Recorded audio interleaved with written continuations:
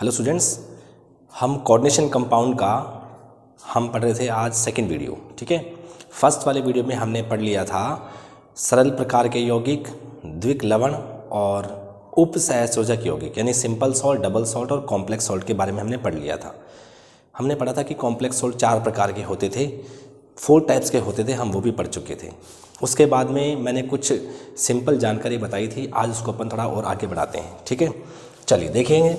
हमारा है, मैंने लास्ट टाइम पे आपको एक ये एग्जांपल लिख के बताया था K for FACN होल 6। ठीक है, तो मैंने कहा था कि जो इस बड़े ब्रैकेट से पहले या जो कुछ बाद में लिखा होता है इसको अपन बोलते हैं आयनिक वैलेंसी। इसे अपन क्या बोलते हैं? आयनिक वैलेंसी बोलते हैं, यानी इसको अपन बोलते हैं आयनिक संयोजकता। ठीक है, इस पूरे बड़े ब्रैकेट को अपन बोलते थे समन्वय मंडल, यानी इसको बोलते थे समन्वय परिसर, कोऑर्डिनेशन स्फीयर बोलते हैं इसको। क्या बोलते हैं इसको? कोऑर्डिनेशन स्फीयर बोलते हैं। ठीक है, ये जो Fe है इसे अपन बोलते थे central metal ion. Central metal ion यानी केंद्रीय धातु आयन बोलते हैं या केंद्रीय धातु परमाणु बोलते हैं इसको।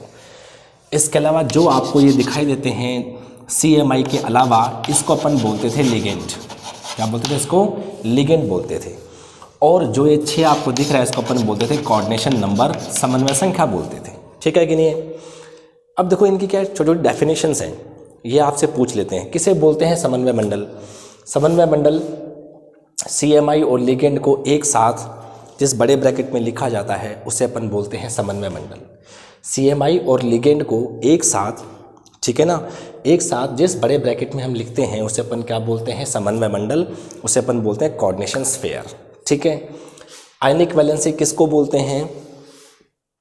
किसी भी कॉम्प्लेक्स को, किसी भी संकुल को जब हम पानी में डिसॉल्व करते हैं, जब पानी में घोला जाता है, तो जो हमें आयन के रूप में प्राप्त होता है, सरल आयन के रूप में जो प्राप्त होता है, सिंपल कैटायन के फॉर्म में जो हमें मिलता है, उसे अपन क्या बोलते हैं? आयनिक वैलेंसी बोलते हैं। बात ठीक है। आयन तो हमें ये भी मिलेगा, पूरा बड़ा आयन, इसे अपन बोलेंगे जटिल ऋणायन, इसे अपन क्या बोलेंगे? कॉम्प्लेक्स एनायन बोलेंगे। लेकिन हम उसको आयनिक संयोजकता नहीं बोलते, हम इसको बोलते हैं जिसका आयनन हो जाता है, सिंपल वाला आयन प्राप्त होता है। ठीक है ना, क्योंकि ये आयनिक बंध से जुड़ा हुआ होता है, आयनिक बॉन्ड से जुड़ा हुआ होता है। हम वर्नर थ्योरी पढ़ेंगे बाद में, उसमें अपन पढ़ेंगे वर्नर थ्योरी की प्राइमरी वैलेंसी क्या होती है और सेकेंडरी वैलेंसी क्या होती है, प्राथमिक संयोजकता क्या होती है और द्वितीयक संयोजकता क्या होती है, ये अपन बाद में पढ़ेंगे। ठीक है, CMI आपको साफ साफ मालूम चल रहा है, सेंट्रल मेटल आयन, यानी केंद्रीय धातु परमाणु या केंद्रीय धातु आयन, यानी ये वह मेटल होता है। CMI किसी भी कोऑर्डिनेशन स्फीयर में, किसी भी समन्वय मंडल में वह धातु परमाणु होता है जो लिगेंड से एक निश्चित ज्यामिति से घिरा होता है। आगे बात समझ में, क्योंकि सबकी ज्यामिति फिक्स होती है भाई, हर कंपाउंड की, हर कॉम्प्लेक्स की एक ज्योमेट्री होती है, एक ज्यामिति होती है, वो फिक्स होती है। ठीक है, हम उसके बारे में पढ़ेंगे, वैलेंस बॉन्ड थ्योरी पढ़ेंगे, क्रिस्टल फील्ड थ्योरी पढ़ेंगे, उसमें हमें पता लगेगा कि किस में क्या संकरण होता है, किस में क्या हाइब्रिडाइजेशन होता है। ठीक है, तो क्या कहा मैंने कि कोऑर्डिनेशन स्फीयर में वो मेटल, वो धातु परमाणु जो लिगेंड से एक निश्चित ज्यामिति में, एक डेफिनेट ज्योमेट्री से घिरा हुआ होता है, उसे अपन बोलते हैं CMI। क्या बोलते हैं उसको? अपन CMI बोलते हैं। ठीक है, फिर अपन बात करते हैं CN क्या है? लिगेंड है। लिगेंड किसे बोलते हैं? लिगेंड बोलते हैं कोई भी वो धनावेशित, ऋणावेशित या उदासीन परमाणु, कोई भी पॉजिटिवली चार्ज्ड, नेगेटिवली चार्ज्ड या फिर कोई न्यूट्रल मॉलिक्यूल, ठीक है, या कोई न्यूट्रल स्पीशीज जो सेंट्रल मेटल आयन को, CMI को लोन पेयर देकर, एकांकी इलेक्ट्रॉन युग्म देकर कोऑर्डिनेट बॉन्ड बनाते हैं, उसे अपन क्या बोलते हैं? लिगेंड्स बोलते हैं। आइए समझिए क्या होता है। हमारे पास एक होता है मेटल और एक होता है हमारे पास L4 लिगेंड। ठीक है, लिगेंड पर यह शर्त जरूरी है कि इसके पास पक्का क्या होगा? ये लोन पेयर होगा। इसको अपन क्या बोलते हैं? एकांकी इलेक्ट्रॉन युग्म। इसको अपन क्या बोलते हैं? इसको अपन बोलते हैं लोन पेयर। हिंदी में इसको अपन बोलते हैं एकांकी इलेक्ट्रॉन युग्म, या इसको अपन बोलते हैं अबंधी इलेक्ट्रॉन युग्म। अबंधी इलेक्ट्रॉन युग्म। अबंधी को अपन बोलते हैं नॉन बॉन्डिंग, इसको हम बोलते हैं नॉन बॉन्डिंग इलेक्ट्रॉन पेयर। ठीक है, ये वो इलेक्ट्रॉन्स होते हैं जो बॉन्ड बनाने के काम नहीं आते, उसे अपन बोलते हैं लोन पेयर, उसे अपन बोलते हैं एकांकी इलेक्ट्रॉन युग्म। तो ये एक शर्त ये है कि लिगेंड वही हो सकता है जिस पर ये पेयर पाया जाएगा। अब चाहे इस पर पॉजिटिव चार्ज हो, चाहे इस पर नेगेटिव चार्ज हो, चाहे इस पर कोई चार्ज नहीं हो, ये न्यूट्रल हो। बात ठीक है कि नहीं है? तो लिगेंड क्या करता है, इस मेटल को अपना लोन पेयर डोनेट कर देता है। अगली बात समझ में, यानी क्या होगा, यहाँ से डोनेट कर देता है। डोनेट करेगा तो ये वाला जो बंध होता है इसको अपन क्या बोलते हैं, कोऑर्डिनेट बॉन्ड। ठीक है, इसे अपन क्या बोलते हैं, इसे अपन बोलते हैं कोऑर्डिनेट बॉन्ड बोलते हैं। इसे हम बोलते हैं उपसहसंयोजक बंध। इसे हम क्या बोलते हैं, उपसहसंयोजक बंध बोलते हैं, उपसहसंयोजक बंध बोलते हैं। ठीक है, या इसे अपन बोलते हैं डेटिव बॉन्ड, या इसे अपन बोलते हैं डेटिव बंध। ठीक है, एक और बात सुनिए, ये देने वाला है इसलिए इसको अपन बोलते हैं डोनर, यानी इसको अपन बोलते हैं दाता समूह, ये डोनर ग्रुप है। ये लोन पेयर लेने वाला है इसलिए इसको अपन बोलते हैं एक्सेप्टर, इसको अपन बोलते हैं ग्राही समूह। इसे अपन क्या बोलेंगे, ग्राही समूह बोलेंगे। अच्छा, एक और चीज़ हमने 11th वाला जो 7th चैप्टर है साम्य इक्विलिब्रियम, उसमें अपन ने, और केमिकल बॉन्डिंग वगैरह, ठीक है, इसमें हमने पढ़ रखा है कि जो अम्ल क्षार सिद्धांत होते हैं, acid base theory, acid base theory के अंदर में हमने वहाँ तो 3 थ्योरीज पढ़ी हुई थी। एसिड आरएनएस कंसेप्ट, आरएनएस सिद्धांत क्या बोलता है कि कोई भी मॉलिक्यूल जो H+ आयन देता है वो एसिड होता है, और जो OH- आयन देता है वो बेस होता है। ये कहा था आर्रेनियस ने। फिर आगे अपन बढ़ते हैं, ब्रोंस्टेड लोरी आया था।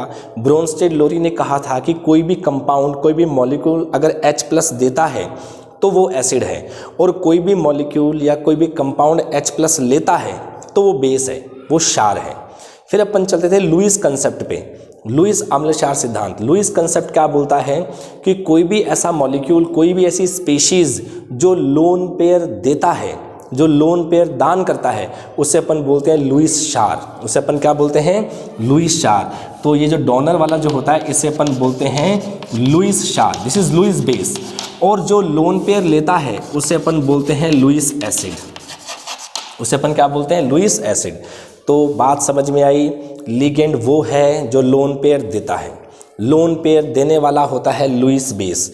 ये देने वाला है इसलिए इसको अपन बोलते हैं दाता समूह, इसे अपन बोलते हैं डोनर ग्रुप, दाता समूह है। जो मेटल है ये लोन पेयर लेने वाला है इसलिए इसको अपन बोलते हैं एक्सेप्टर ग्रुप, इसे अपन बोलते हैं ग्राही समूह, और इसी को अपन बोलते हैं लुईस एसिड यानी लुईस अम्ल बोलते हैं। बात ठीक है। लेकिन अब हमारे दिमाग में एक क्वेश्चन ये आ रहा है कि मेटल तो वो होते हैं जो इलेक्ट्रॉन देते हैं, धातु वे होते हैं जो इलेक्ट्रॉन दान करते हैं, इलेक्ट्रॉन डोनेट करते हैं। ये भाई साहब तो यहाँ से इलेक्ट्रॉन ले रहा है, तो ये उल्टा सिस्टम कैसे हो गया, ये तो इलेक्ट्रॉन देना चाहिए ना, ये इलेक्ट्रॉन ले कैसे रहा है, ठीक है ना। ये हमारे दिमाग में एक क्वेश्चन आता है। तो यहाँ से एक क्वेश्चन बनता है कि संकुल बनाने के लिए जो धातु परमाणु है वो इलेक्ट्रॉन युग्म ग्रहण करता है, क्यों करता है। या क्वेश्चन यूँ आता है कि why the d block elements और their ions form complex compound, कि डी ब्लॉक धातु या उसके आयन जो होते हैं वो संकुल बनाते हैं, क्यों बनाते हैं। ठीक है भाई, इसके 2 रीज़न हैं, इसके 2 रीज़न हैं। पहला रीज़न तो ये है, नंबर ए रीज़न तो ये है कि इनके पास डी कक्षक खाली होते हैं, इनके पास क्या होते हैं, डी कक्षक खाली होते हैं, इनके पास डी ऑर्बिटल्स वैकेंट होते हैं। बात सही है कि नहीं है। अरे भाई, इलेक्ट्रॉन किस में आते हैं, ऑर्बिटल्स में आते हैं, कक्षकों में आते हैं। अगर कक्षक ही भरे हुए होंगे, अगर ऑर्बिटल्स ही भरे हुए होंगे तो इलेक्ट्रॉन कैसे आएंगे। बात सही है कि नहीं है। इलेक्ट्रॉन वही ले सकता है जिसके पास इलेक्ट्रॉन को रखने के लिए जगह हो।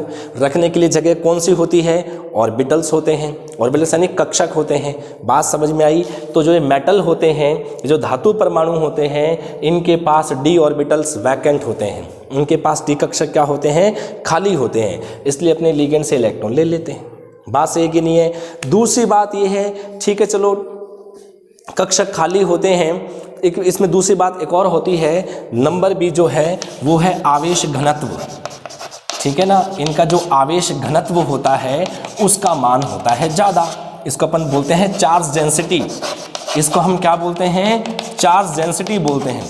अगर चार्ज डेंसिटी ज़्यादा है तो वो इलेक्ट्रॉन ले पाते हैं। आप कुछ यूँ समझिए, फॉर एग्जांपल जैसे मैं हूँ कि मुझे कोई एक मकान लेना है, ठीक है, किराए पे कोई मकान लेना है, ठीक है भाई, मुझे कोई घर है वो किराए पे लेना है, ठीक है, तो मुझे वही तो मकान मालिक किराए पे देगा जिसके पास किराए पे देने के लिए कमरे खाली होंगे। अगर उसके पास कमरा कोई खाली होगा नहीं तो वो अपने मकान का कमरा मुझे देगा क्यों? पहली बात, यानी उसके पास क्या होना चाहिए? डी कक्ष खाली। दूसरी बात क्या है, मैं कोई एक मकान जब किराए पे लूँगा तो मैं 36 मकान देखूंगा, क्योंकि कोई सा एक मकान ऐसा होगा जो मुझे आकर्षित करेगा, है कि नहीं, जो स्वाभाविक रूप से मुझे क्या करेगा? आकर्षित करेगा। तो मैं जिस मकान से अट्रैक्ट होऊंगा वहीं तो जाऊंगा। तो वही वाली बात यह है कि आवेश घनत्व, चार्ज डेंसिटी जिसकी ज़्यादा होती है, चार्ज डेंसिटी का मतलब होता है Q/R, Q/R। आगे बात समझ में? तो Q/R कब ज़्यादा होगा? जब R रेडियस छोटी हो और चार्ज ज़्यादा हो। तो हमें पता है धातु परमाणु जो होते हैं, जो मेटल होते हैं, उन पर चार्ज होता है ज़्यादा, क्योंकि वो पहले इलेक्ट्रॉन देते हैं तब उस पर पॉजिटिव चार्ज आता है, उसका साइज़ छोटा हो जाता है। जैसे इलेक्ट्रॉन को त्यागता है उसका साइज़ छोटा हो जाता है। आगे बात समझ में? तो R हो गया छोटा और Q का मान हो गया ज़्यादा, इसलिए भाई Q/R की वैल्यू ज़्यादा होते के साथ में ही वो इलेक्ट्रॉन को ईजिली क्या कर लेगा? एक्सेप्ट कर लेगा। बात समझ में आ गई? तो लिगेंड किसे कहेंगे? ऐसे धनावेशित, ऋणावेशित या उदासीन समूह जो CMI को इलेक्ट्रॉन युग्म दान करके उपसहसंयोजक बंध का निर्माण कर लेते हैं। ऐसे धनावेशित, ऋणावेशित या उदासीन समूह जो CMI को इलेक्ट्रॉन युग्म दान करके उपसहसंयोजक बंध बना लेते हैं, लिगेंड कहलाते हैं। दोज पॉजिटिवली और नेगेटिवली और neutral species which donate their lone pair to the central metal ion and form coordinate bond is known as ligand। बात सही कि नहीं है? तो लिगेंड वो होंगे जो अपना लोन पेयर दान करेंगे और CMI वो होगा जो अपना लोन पेयर, जो लिगेंड से लोन पेयर ले लेगा। अब मेटल क्यों ले पा रहे हैं? क्योंकि उसकी चार्ज डेंसिटी ज़्यादा है और उनके पास d ऑर्बिटल खाली है। तो यहाँ तक की बात समझ में आई, ये सारे टर्म समझ में आए। कोऑर्डिनेशन स्फीयर क्या होता है? CMI प्लस लिगेंड वाला ग्रुप। आयनिक वैलेंसी क्या होती है? जो पानी में डिसॉल्व हो जाती है, जो आयन के फॉर्म में हमें प्राप्त होती है, जिसका हमें आयन मिलेगा, ठीक है। CMI वो है जो लिगेंड से एक निश्चित ज्यामिति में, एक डेफिनेट ज्योमेट्री में घिरावा होता है, CMI कहलाता है। लिगेंड वो होता है जो अपना लोन पे दान करता है। कोऑर्डिनेशन नंबर क्या चीज़ है? यहाँ से आपको साफ दिख रहा है कि कोऑर्डिनेशन नंबर कितना होगा? 6 होगा। कितना होगा? 6 होगा, क्योंकि जितने लिगेंड्स हमें दिख जाते हैं वो उसका कोऑर्डिनेशन नंबर होता है, समन्वय संख्या होती है। लेकिन ये बात सही नहीं है, अपन इसी वीडियो के अंदर में आगे पढ़ेंगे। अगर ये सेकंड वीडियो होगा तो ठीक है, तो थर्ड वाले वीडियो में अपन पढ़ेंगे कि कोऑर्डिनेशन नंबर क्या होता है, ठीक है। यहाँ तक की बात समझ में आई।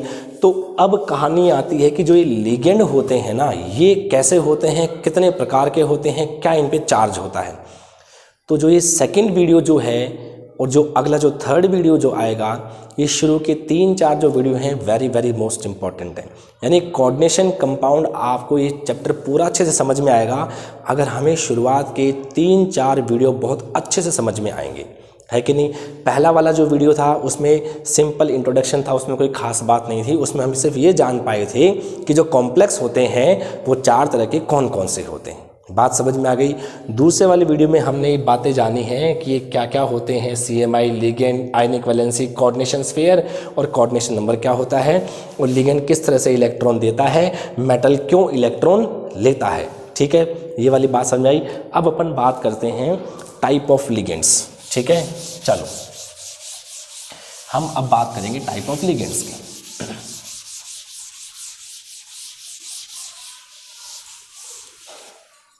आइए, सबसे पहला टाइप अपन पढ़ रहे हैं टाइप ऑफ लिगेंड्स, लिगेंड्स के प्रकार, ठीक है। नंबर 1 अपन बोलेंगे एक दंतुक लिगेंड, इसे अपन बोलते हैं मोनोडेंटेट, इसे अपन बोलते हैं यूनिडेंटेट। ऐसे लिगेंड्स, ठीक है। देखो नाम में आ रहा है मोनो का मतलब है सिर्फ एक पेयर, डेंटेट का मतलब देने की कंडीशन। एक दंतुक लिगेंड, ऐसे लिगेंड जो CMI को केवल एक इलेक्ट्रॉन युग्म दान करते हैं। ऐसे लिगेंड जो CMI को केवल एक इलेक्ट्रॉन युग्म दान करते हैं एक दंतुक लिगेंड कहलाते हैं। ठीक है, क्या कहलाएंगे unidentate ligand? Those ligands which donate only one electron pair to the central metal ion is known as monodentate ligand. ठीक है, ये ऐसे लिगेंड्स होते हैं जो सिर्फ एक लोन पेयर ही दान करते हैं, किसको? CMI को। बात ठीक है। अब ये कौन कौन से होते हैं? ठीक है, जैसे सबसे पहले मैं बात करता हूँ पॉजिटिव वाले की। ठीक है ना, सबसे पहले मैं किसकी बात करता हूँ? Positively charge, positive charge ligand की बात करेंगे। ओके, देखो अगर किसी लिगेंड पर पॉजिटिव चार्ज है तो जनरली उसके नाम के पीछे अपन क्या लगाते हैं? EM लगाते हैं। क्या लगाते हैं? EM लगाते हैं। सफिक्स क्या होता है? EM। ठीक है भाई, क्या लगाते हैं? EM। सफिक्स यानी क्या होता है? अनुलग्न। अनुलग्न क्या होता है? जो किसी के नाम के पीछे लगता है। बात ठीक है। जैसे मेरा नाम अनूप, तो अनूप के पीछे G लगा दिया तो G क्या बन गया आपका? सफिक्स बन गया। क्या बन गया? वो अनुलग्न बन गया। एक होता है प्रीफिक्स, प्रीफिक्स को बोलते हैं पूर्व लग्न। जैसे मेरा नाम अनूप है, अनु से पहले श्री लगा दिया तो श्री क्या हो गया? प्रीफिक्स हो गया। ठीक है ना, और जो अनूप है वो क्या है? मूल शब्द हो गया, रूट वर्ड हो गया। बात ठीक है कि नहीं है? तो अनुलग्न वो होते हैं जो किसी के नाम के पीछे लगते हैं, सफिक्स वो होते हैं जो किसी के नाम के पीछे लगते हैं। तो जो पॉजिटिव चार्ज वाले लिगेंड होते हैं उनके नाम के पीछे अपन क्या लगाते हैं? EM लगाते हैं। ठीक है, जैसे इसके 2-3 एग्जाम्पल है, ज़्यादा एग्जाम्पल नहीं है, हमें ज़्यादा कुछ याद करना नहीं है इसमें। ठीक है, जैसे मैं आपको बोलता हूँ NO+ है तो इसे अपन बोलते हैं नाइट्रोसोनियम, नाइट्रोसोनियम। ठीक है, या इसको अपन बोलते हैं नाइट्रोसाइल। क्या बोलते हैं इसको? NO को नाइट्रोसाइल कहा जाता है तो उसके पीछे EM लगा देंगे तो नाम हो जाएगा नाइट्रोसोलियम, नाइट्रोसाइलियम, सॉरी नाइट्रोसाइलियम या नाइट्रोसोनियम, कोई सा भी एक वर्ड होगा। ठीक है, अच्छा एक और होता है, देखेंगे इसे अपन बोलते हैं हाइड्रोजीन।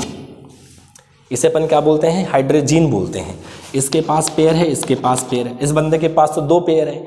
तो जैसे अपना लोन पेयर किसी H को दे देगा तो इस पे चार्ज प्लस आ जाएगा और यहाँ आ जाएगा H3 आ जाएगा। इसे अपन बोलते हैं हाइड्रोजीनियम, हाइड्रोजीनियम बोलेंगे।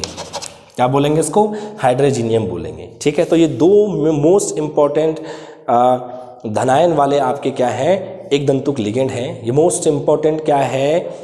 सिंगली मतलब यूनिडेंटेड वाले आपके पॉजिटिवली चार्ज लिगेंड है। तो इन दोनों को ध्यान रखेंगे। इसके बाद अपन बात करते हैं उदासीन वाले। ठीक है, न्यूट्रल वाले। अब न्यूट्रल वाले में क्या होता है कि कोई किस तरह का कोई सफिक्स नहीं लगता। ठीक है, उसका जैसा नाम होता है वैसे के वैसा हमें याद करना होता है। ठीक है, आइए देखेंगे। तो कुछ मॉलिक्यूल्स मैं लिख रहा हूँ, ये आपको एज इट इज़ लर्न करने हैं, ये आपको याद होना ही होना चाहिए। ठीक है, जैसे फॉर एग्जांपल स्टार्ट करते हैं। H2O है, इसे अपन बोलते हैं एक्वा। क्या बोलते हैं इसको? एक्वा बोलते हैं। ठीक है, NH3 है, इसे अपन बोलते हैं अमीन।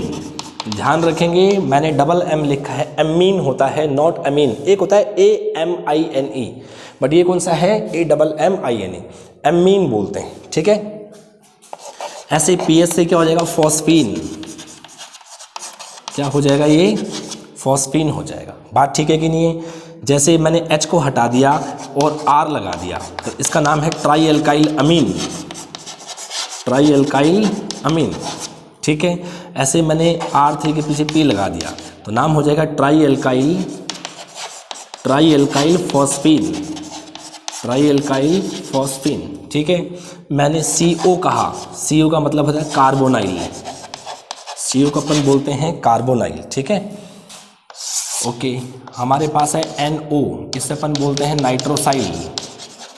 क्या बोलते हैं इसको? नाइट्रोसाइल बोलते हैं इसको। ठीक है, NO होता है आपका नाइट्रोसाइल। ऐसे ही CS क्या हो जाएगा? थायोकार्बोनाइल, थायोकार्बोनाइल। ऐसे ही हमारा NS क्या हो जाएगा? थायोनाइट्रोसाइल, थायोनाइट्रोसाइल। ठीक है, इसके अलावा हमारा C6H6 होता है बेंजीन। क्या होता है? बेंजीन। एक होता है C6H5N, इसे अपन बोलते हैं पिरिडीन। क्या बोलते हैं इसको? पिरिडीन बोलते हैं। ठीक है, बेंजीन ये होता है, रिंग होती है, और पिरिडीन क्या होता है? ऐसा होता है, ये N लगता है, कार्बन 5 है, 1 2 3 4 5, और ये डबल बॉन्ड, फिर सिंगल, फिर डबल, फिर सिंगल, फिर डबल, इसके पास एक पेयर होता है, इसे अपन बोलते हैं पिरिडीन। अच्छा, पिरिडीन का सिंबल होता है, इसको सिंपल PY लिखा जाता है, ठीक है ना। आपको अगर कोई क्वेश्चन दिया जाएगा कोई IUPAC नेम बनाने के लिए, तो उसमें सिंपली PY लिखा जाएगा। PY को अपन क्या बोलते हैं, पिरिडीन बोलते हैं, ठीक है, ओके। इसके अलावा अच्छा, ये होता है हमारा यूरिया, इसको अपन बोलते हैं यूरिया बोलते हैं, क्या बोलते हैं इसको, यूरिया बोलते हैं। लेकिन जैसे मैंने यहाँ पे S लगाया, इसको अपन क्या बोलेंगे, थायो यूरिया, क्या बोलेंगे इसको, थायो यूरिया बोलेंगे, ठीक है। और इसके अलावा हमारे पास और क्या हो सकता है, हाँ अच्छा देखो, जैसे ये है R होता है एल्काइल, तो ट्राई एल्काइल फॉस्फीन हो गया। ऐसे ही एक होता है PH, इसे बोलते हैं फिनाइल, क्या बोलते हैं इसको, फिनाइल। 3 लगा दिया तो क्या हो गया, ट्राई फिनाइल, और P लगा दिया तो फॉस्फीन, तो नाम क्या हो जाएगा, try phenyl phosphine, try phenyl phosphine, ठीक है। PPS क्या होता है आपका, ट्राइफिनाइल फॉस्फेन होता है। तो ये आपके न्यूट्रल लिगेंड हैं, ठीक है। ये आपके पॉजिटिव चार्ज वाले लिगेंड हैं, ये आपके सारे न्यूट्रल हैं। इन पर चार्ज कितना होता है, 0 होता है, ना पॉजिटिव होता है ना नेगेटिव होता है, ठीक है भाई। अब अपन बात करते हैं नेगेटिव वाले, जो अपने जो नेगेटिवली चार्ज जो लिगेंड्स हैं, मोनोडेंटेट लिगेंड्स जो हैं, एक दंतुक लिगेंड है, उसको अपन पढ़ेंगे, ठीक है। तो इसको मैं मिटाता हूँ, इससे पहले आप इसका स्क्रीनशॉट ले लीजिए, फिर अपन बढ़ते हैं आगे, ठीक है। तो ये हमारे 2 तरह के लिगेंड्स हो गए हैं, पॉजिटिव वाले और न्यूट्रल वाले, ठीक है, ओके।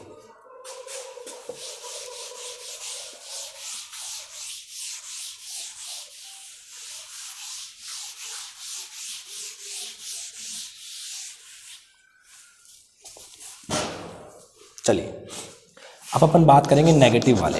देखो नेगेटिव वाला जो है ना, उसके नाम के पीछे सफिक्स अपन क्या लगाते हैं, ओ, आइडो या एटो, ठीक है। जो भी नेगेटिव वाले लिगेंड होते हैं उसके नाम के पीछे या तो लगाते हैं ओ, या लगाते हैं आइडो, या लगाते हैं एटो, ठीक है। आओ, जैसे सबसे पहले अपन -1 वाले बात करेंगे, जिन पर -1 चार्ज होगा उसकी बात करेंगे अपन, ठीक है। जैसे F-, इससे या तो फ्लोरो बोलो या इसे अपन बोलेंगे फ्लोराइडो, ठीक है ना। फ्लोरो भी सही है और फ्लोराइडो भी सही है, ओ भी लगा दो या आइडो लगा दो। वैसे आजकल जो है इस पर आइडो लगाया जाता है, फ्लोराइडो वगैरह इस तरीके से, ठीक है ना, ओके। ऐसे ही Cl पर minus, क्लोराइडो, Br-, ब्रोमाइडो, I-, iodo, H-, हाइड्राइडो, OH-, hydroxo, OH- हो जाएगा आपका हाइड्रोक्सो, ठीक है। इसके अलावा NO2-,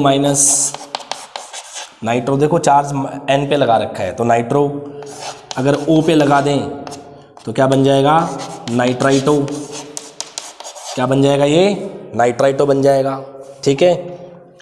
ऐसे ही अगर NO3 पे लगा रखा है तो नाइट्रेटो, क्या हो जाएगा, नाइट्रेटो हो जाएगा, ठीक है।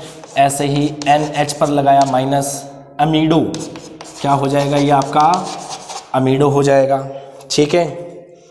इसके अलावा C पर नेगेटिव है तो साइनो, अगर N पर नेगेटिव है तो आइसोसाइनो, मतलब अगर C देने वाला है तो साइनो, अगर N देने वाला है तो आइसोसाइनो, ठीक है। OCN, इसे अपन बोलेंगे साइनेटो, क्या बोलेंगे इसको, साइनेटो। और अगर ये NCO है तो इसे अपन बोलेंगे आइसोसाइनेटो, आइसोसाइनेटो।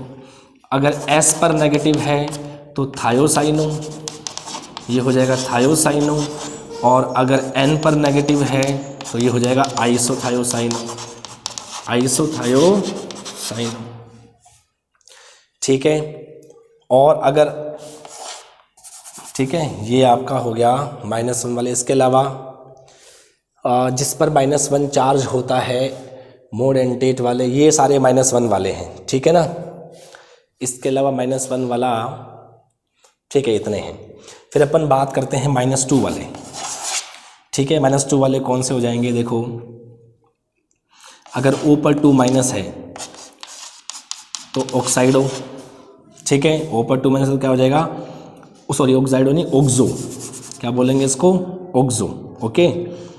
अगर S पर 2 माइनस है सल्फाइडो, क्या हो जाएगा, सल्फाइडो, ठीक है। अगर SO3 2 माइनस है तो सल्फाइटो, सल्फाइटो, ठीक है। अगर SO4 पर, ठीक है, अगर SO4 2 माइनस है तो ये हो जाएगा सल्फेटो, क्या हो जाएगा, सल्फेटो। दिस इज सल्फाइडो, सल्फाइटो, सल्फेटो, है ना। अच्छा, ये था हमारा NH2, देखो NH2 माइनस है ना, अमीडो, यहाँ से एक और H को हटा दो तो क्या आ जाएगा, NH2 माइनस, इसे अपन बोलेंगे इमीडो, क्या बोलेंगे, इमीडो। अच्छा, CO3 2 माइनस, ये है कार्बोनेटो, कार्बोनेटो। तो ये हमारे -2 वाले हो गए, ठीक है। इसके बाद में आता है -3 वाला, ठीक है। N पर 3 माइनस, अगर मैंने यहाँ से एक और H को हटा दिया, दिस इज नाइट्राइडो, क्या हो जाएगा, नाइट्राइडो। फिर PO4 3 माइनस, फॉस्फेटो, फॉस्फेटो, ठीक है ना। और BO4 3 माइनस, बोरेटो। तो ये सब जो है आपके नेगेटिव चार्ज वाले लिगेंड हैं, ठीक है। इनके नाम के पीछे या तो O लगता है, या आइडो लगता है, या एटो लगता है। अच्छा, अगर O पर 2 माइनस है तो ऑक्सो होता है, इसका ध्यान रख लेना। और अगर O पर माइनस है तो इसे अपन बोलते हैं परऑक्सो, और अगर O पर -1/2 है तो इसे अपन बोलते हैं सुपर ऑक्सो। इसे अपन क्या बोलते हैं, सुपर ऑक्सो बोलते हैं। क्या बोलेंगे इसको अपन, सुपर ऑक्सो बोलेंगे अगर O पर -1/2 है, ठीक है।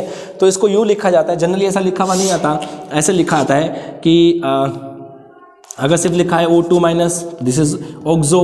अगर O2 2 माइनस आ गया तो दिस इज परऑक्सो, और अगर O2 माइनस आ गया दैट इज सुपर ऑक्सो। समझ जाइएगा, ये एक अकेले पर -2 चार्ज है तो ऑक्सो हो गया।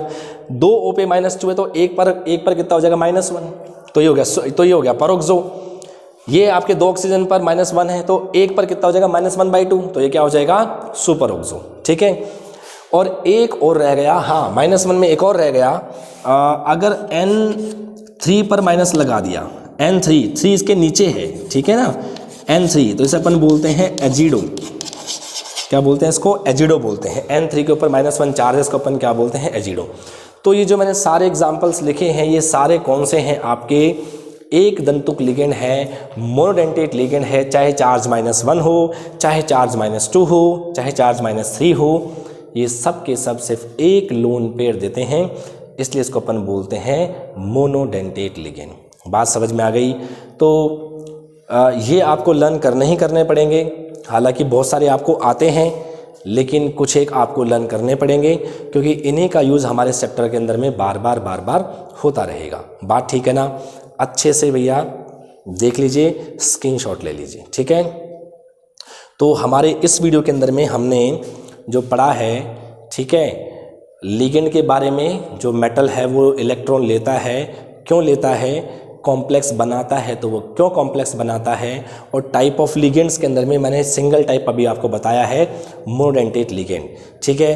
जो हमारा 3rd वीडियो आएगा उसमें अपन इन जो टाइप ऑफ लिगेंड्स हैं इसके आगे की बात करेंगे, ठीक है। इसको अच्छे से समझिए, नेक्स्ट वीडियो में बात करते हैं। Thank you.